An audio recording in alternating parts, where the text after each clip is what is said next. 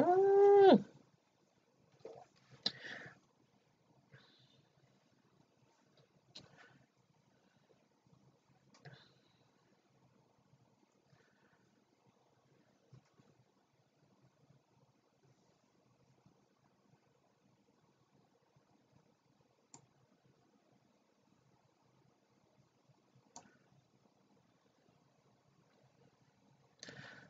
I need a comb brush.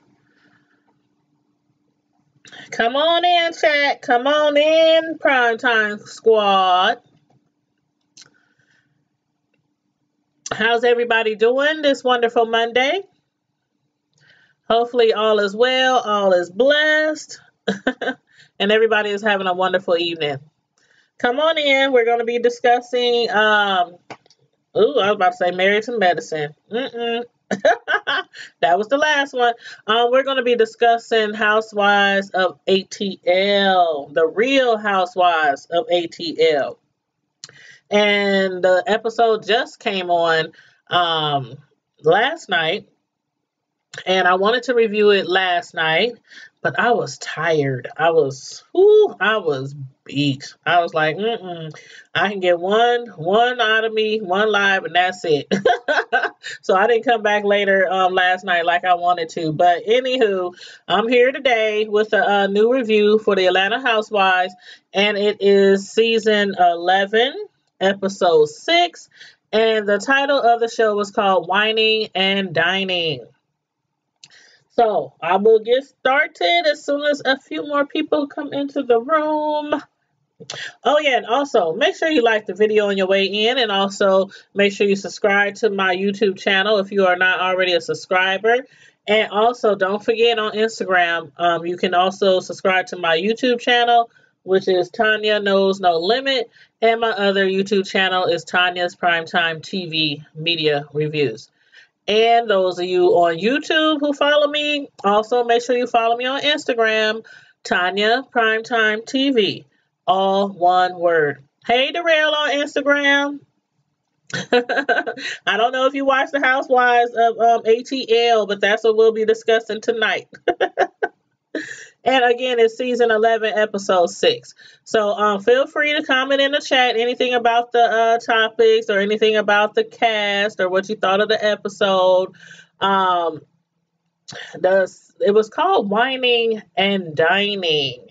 And I think that was a very appropriate title for this show. But the show has started off with Cynthia and her ex, Leon. And I have always liked Leon. I know a lot of y'all remember Leon from Waiting to Exhale. That's where most people remember him from. But he's a pretty dedicated father, pretty involved with Cynthia's daughter, Noelle, and she looks just like him, just like her dad. But Cynthia and him is sitting around and discussing a little bit of Cynthia's relationship, but more of Noelle because she'll soon be attending college. The one thing I've always liked about them two is no matter what, even though, after they separated and everything, after she got pregnant, no matter who they were involved with, as far as relationship wise, they've always had a great co-parenting understanding. And not too many people, like especially women, would allow their child's father to spend the night over their house. I mean, when I see them coming down from the upstairs, I was like, okay, is this cool with Cynthia's man? And that's the reason why most women wouldn't even allow that, especially their daughter. It's not like it's a little kid and they have to, the parents spend the night, because the child is sick or, something like that. Their child is all the way grown, about to go to college, and he spent the night. Now, a lot of women wouldn't allow that if they were involved in a relationship because y'all already know. Them old jealousy demons have been took over with that man. He'd be like, I ain't no other man spend the night at your house. I need to come over. But speaking of men, Cynthia's man, I guess since he's on the other side of the United States, he might not be around anyway, regardless if he wanted to spend the night or not. because he lives in LA, on the West Coast. But anywho, don't nobody really want to ruffle no feathers, when it comes to relationships. But with the kind of relationship that they have, everybody ain't got it like that. So I'm glad that they do because again, their daughter Noelle, she's on her way to college, and Cynthia, although she's that's her only daughter, and she's really like overprotective. I'm glad Leon is kind of like he kind of balances it out because Cynthia, she was doing too much.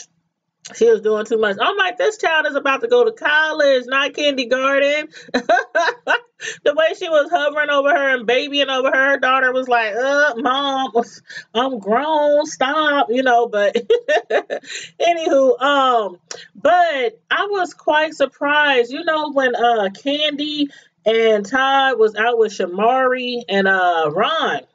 Shamari brought up the history of their open relationship again, after Ron was already pissed off after he found out that Shamari had revealed to the ladies, before a couple of episodes back that, they had an open relationship back in the day. It didn't turn out too well as far as, them messing around with other people. But in the end, they did decide to stay together and they stuck it out and they're raising their twins together and everything. But we finally found out like the real issue or the main issue. It was basically, yes, Ron, he was sleeping around with other women. But to him, all he's saying, it was just sex, nothing more, just sex, some men can detach themselves from sex, and that's why most men cheat and don't really seem to have a problem with it or expect women to forgive them over and over and over again if they cheat because it's like, oh, I don't love her, baby. I love you. That ain't nothing but sex. She wasn't nobody important, whatever, please forgive me. But while he was like, just having sex, just sowing his wild oats, Shamari, on the other hand, was sleeping around with women too. But she made it seem like she had, grew feelings for somebody besides her husband, somebody outside their relationship. So that seems to be what the big issue was with Ron and why it seemed like when he found out she had brought it up to the ladies, it seemed like a really, really sore spot for him that he didn't want to talk about. He was angry. He was upset. But, she did end up bumping her head and coming back to her senses and realized that, she wanted to be with Ron, the father of her children. That's who she really loved, and that's who she really wanted to be with. But also, I think Ron and Shamari, I think they felt really comfortable talking about it, with Candy and Todd, since they've also had a third party experience before. Now, Candy says it was one. She says it was one experience. So we're going to go with that. But anyway, are y'all open to, stuff like that? Ladies, would you be open to stuff like that? Third party experiences with your men. I know some men, this is like what they dream of. This is on their bucket list, having a three-way with their wife or their girlfriend, but would that be something that you'd bless your man with? Me particularly, I really don't want to be involved with no kind of female in no kind of way, so it would have to be a no for me. It would just have to be a no for me. Maybe if I was, leaning towards the same sex thing, nah, can't do it. Nope. I can't do it.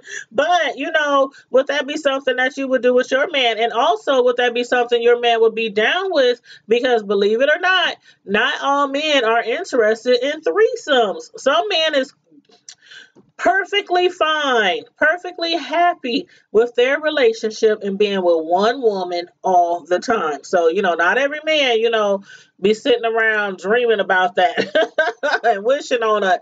But then Candy just had to bring up the hot dog guy again, aka Portia's new man Dennis.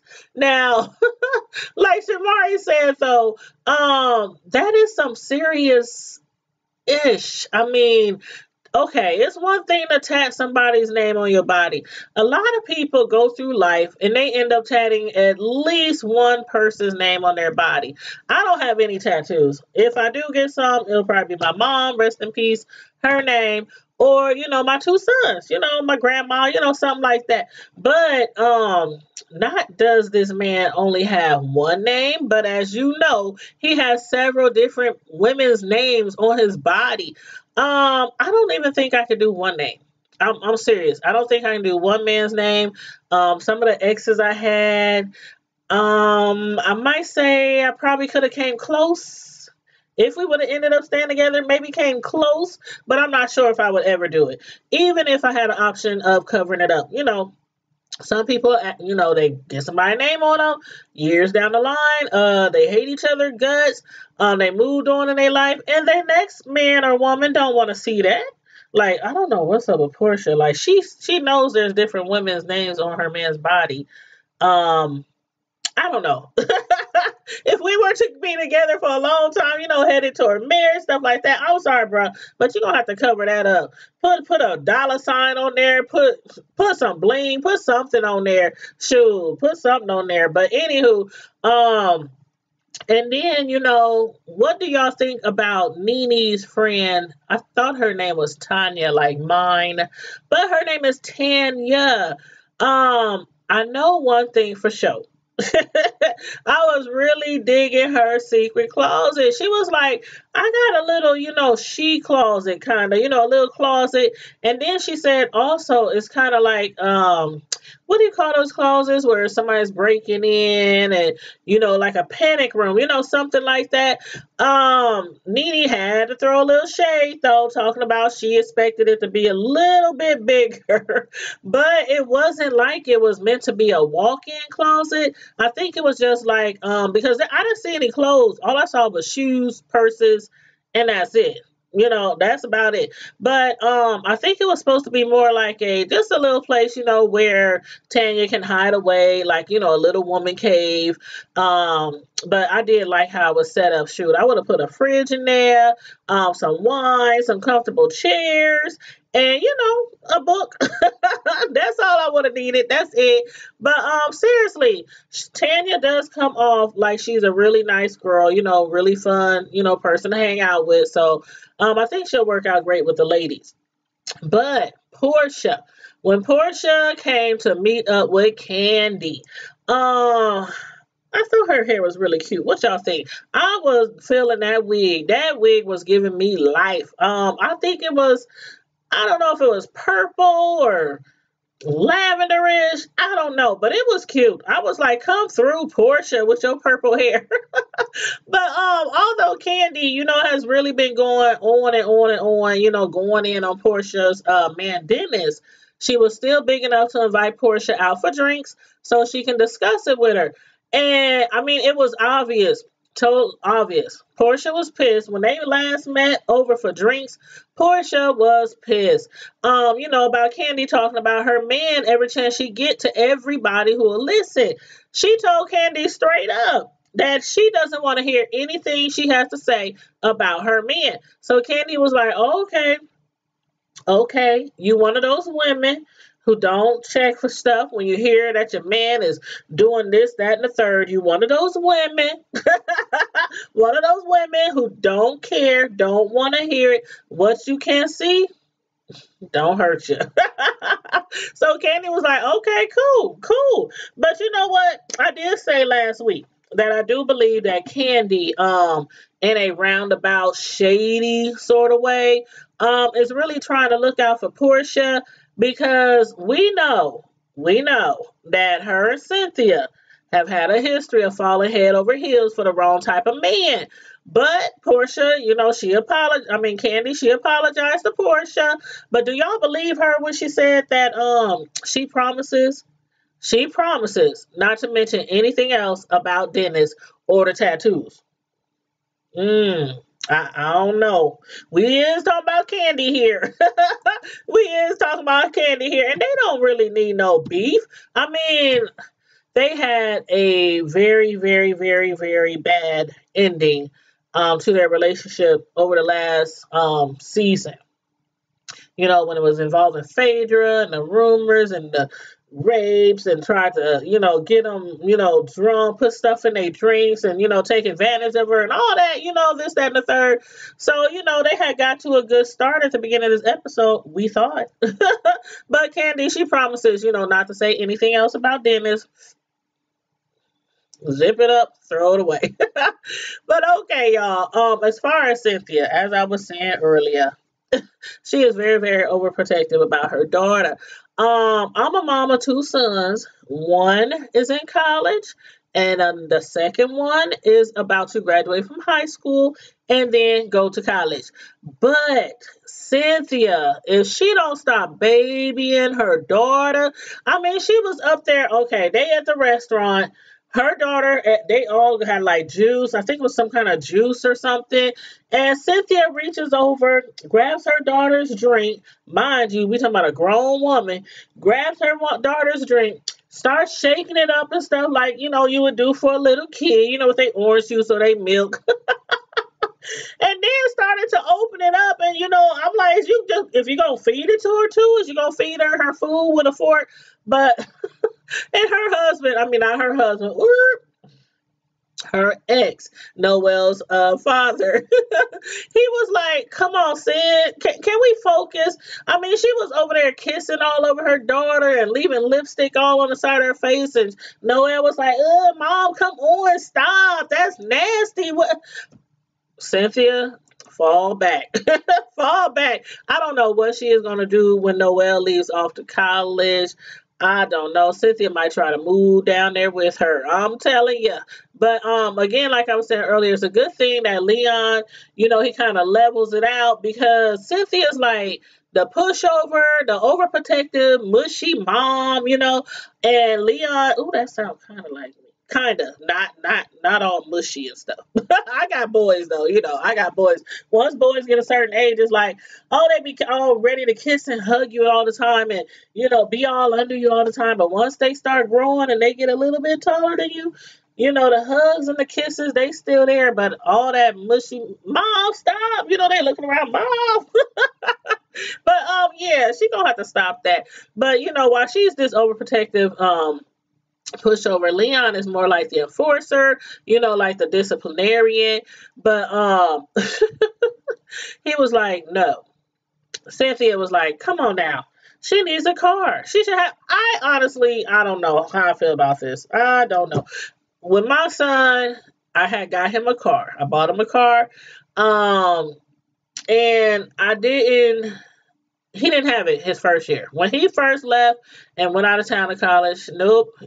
Why? First of all, they was in a small town. I mean, it was in the middle of Timbuktu. Just core, like we already in the Midwest. So where they was, it was like miles and miles and miles and miles of cornfields and wheat and all kind of stuff. And then they had this college smack dab in the middle, and maybe, I don't know, 5 minutes away, 10 minutes away, you could drive down to a Walmart, gas stations, restaurants. Nope, you don't need no car. Everything else you need is on campus. And so I understand where Leon was coming from, but Cynthia's like, no, she needs a car. And also, if it were me and I was in college, I would want not a dorm. I don't want an apartment. I want my own place where I can sit on my own toilet. I'm like, are you serious? First of all, I don't think any females in college should be living off campus by themselves. Not at all. I can see off campus, not too far from campus, in like a 2-bedroom, 3-bedroom, 4-bedroom, sharing it with other, girls, but not by themselves. All the stuff that be going on in college, please. Not wishing anything bad, but you know what I'm saying, Sue. You got to be safe, and it's a lot safer to be around, other people than be by yourself. So, anywho, we'll see how that works out. But what did y'all think about Nene's and Greg's shindig?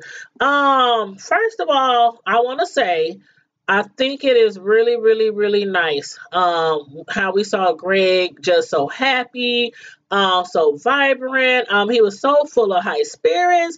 And don't y'all think he looked good? I mean, I thought he looked really, really great. I mean, to have been through, everything that he's going through with the cancer and battling the cancer, then the doctors letting him know last episode that, after the microscopic test, that they found more cancer cells. They didn't say on this episode if he changed his mind and decided to do chemo. Now, he said it a few times before that he did not want to do chemo. The doctors, they're kind of like, telling them, we really recommend you do this. But in the end, it's always up to the patient, what they decide. So they didn't, reveal that information or anything. So maybe they'll talk about that next week. But again, he was looking really good and, really happy. And like everything is, on the up and up. So that's good. And so they decided to have a little party. And the name of the party was called was it either Booze and Boobs or Boobs and Booze. Either way, the ladies, when they came to the party, they was looking good. They had their little dresses on and, their hair did and things, looking really beautiful. And all of them had, showing a lot of cleavage, the ones that got some, the other ones, they were showing what they had, but they really had their boobs out there and everything because it was called Booze and Boobs. So you're supposed to, work what you got, show off your little, your little cleavage and everything. But anywho, all the ladies showed up, including Tanya, and what was that other one named? Yavanna. And I guess these are, the new ladies that Nene invited onto the show. But that one lady, Yavanna, what the heck is her name? Yavanna? I was giving her the side eye, like really, like all through the show. She kept asking for more drinks. Is this all we got? What else do you got? I mean, she was up there like on 10 from the jump. She walked in, sat down, talking about, tell that bitch to give me another drink. I was like, who is she talking to? She was talking to the waitress. Talking about, tell her that bitch to bring me another drink. I'm like, did she really address? I mean, she literally just walked in the room, sat down, asking for liquor, trying to drink all the liquor at the table, and then said, bitch, bring me another drink. I thought that was so disrespectful. But didn't nobody say nothing. Like, didn't nobody say, how you say that? Or, that's rude. Didn't nobody say nothing. I was like, okay. Okay. But then when she introduced her, when Nene introduced her to Eva, she had her nose all turned up at Eva like they got beef. I was like, okay, now what's this about? Eva was like, hi, nice to meet you. All, happy and pleasant and, nice. And she was like, just giving shade, like shade trees, like for real. I was like, okay, they must got some kind of beef that we don't know nothing about. But hopefully they'll get to it. But as far as Dennis, Portia's man, Candy was kind of concerned, because of all the talking that she's been doing behind him and Portia's back about, the tattoos and all the women and, all that kind of stuff. So she thought that Dennis might come up in there, kind of upset or, giving her the side eye or, trying to tell her how he feel about herself. But he was actually really, really polite and really friendly and pleasant. I mean, extra pleasant. He gave her a kiss. He gave her a hug. I mean, he was just hugging all the ladies and everything. I was like, okay, maybe he's just going to push that under the rug and, forget like it's ever happened, because Portia did say, okay, we gonna let go of this beef. So maybe, he feels the same way. But he was really, really pleasant. And then Eva's man, Michael, he was also, he was giving him props. giving Dennis props, saying, you know what, this guy is a really good guy. He's a great person. When all these other businesses kept telling him not to do business with me, he didn't listen to them, and he still gave me a chance, was doing business with me. So I was like, okay, that's what's up, Dennis. That's what's up. You know, no matter how many tattoos of different women names he got on his body, he seems like a really cool dude. But Portia, she was up there. Oh, Dennis, really? See, he wouldn't do that. Oh, she was just so proud and beaming and patting her man on the back. And I was like, oh, that's so cute. But yeah, she was feeling really prideful about her man, Dennis. But that Yvonne, again, I still can't believe she called her a bitch. Like, she called, okay, I'm gonna leave that alone right now. I'm gonna leave it alone right now. But, Nene, she had them, she wanted to play, a fun little game. So they went around and all the couples, was telling everybody, how they met and everything. And like with Candy, I can remember like it was yesterday when the ladies went to Africa and Todd was there. And I remember that, man, the African bone doctor, he was reading her future and told her, you know what, you're going to get married. And Candy was like, Candy, like, really? She get that face like, really? But and he said that your husband is always near you. Like, that was really, really crazy. She had no idea that Todd was the man that he was referring to. And during that trip, Todd was around him a lot. So, I don't know. Them fortune tellers, they might know a little something. Shoot, she got married. Got married. They still together. They got a little boy. So, oh, I'm trying to move this string under my shirt. But yeah, so anyway, and then Eva's story was funny too. How her fiance, Michael, he said he was hosting a fundraiser. And he had mentioned to Eva that he hadn't had a good home cooked meal in a while. Now y'all know, y'all ladies done tried it. Y'all know y'all done tried that line on a man at least one good time. He was like, I told her I ain't had a good meal in a while. She was like, I can cook. I can cook. Y'all know I can cook. I sure can burn in that kitchen. Sure can. Won't you come over and find out? That's the best way to a man's heart. At least that's what they say. Shoot, if you can't cook in the kitchen, honey, I don't know what to tell you. I don't know what to tell you. But anyway, I thought that was really cute. And then back to Miss Giovanna. I think I'm beginning to think that she must have came to the party already on one, already drinking before the party or high or something. She was like really on a 10 and pissed off because Eva said she doesn't remember her from high school. Eva was like, I don't know you. I don't know her. Who this girl, Harpo? Who this girl? But the lady Tiffany, who they both know, Ivana was like, my good friend Tiffany, you know her. She knows you. And she was like, oh, Tiffany. Eva was like, yeah, she's at my wedding. Okay, so Eva knows Tiffany. Yavanna knows Tiffany. But Eva don't know Yavanna, and Yavanna was pissed. She was like, I just don't get it. How you gonna act like you don't know me? Oh, she was big mad, y'all. She was big mad. Like, okay, then she tried to say, that she was the shit in high school. She was the bitch in high school. I was like, okay, and Eva doesn't remember you? Okay, I'm gonna tell you like this. How many of y'all have went to school with somebody and you do not remember them? If you saw them on the street, you'd be like, that person looks familiar. What is their name? I don't, maybe we went to high school. You might not remember them, but she was talking all this mess, talking about I'm in high school, I was that bitch. Why you act like you don't remember me?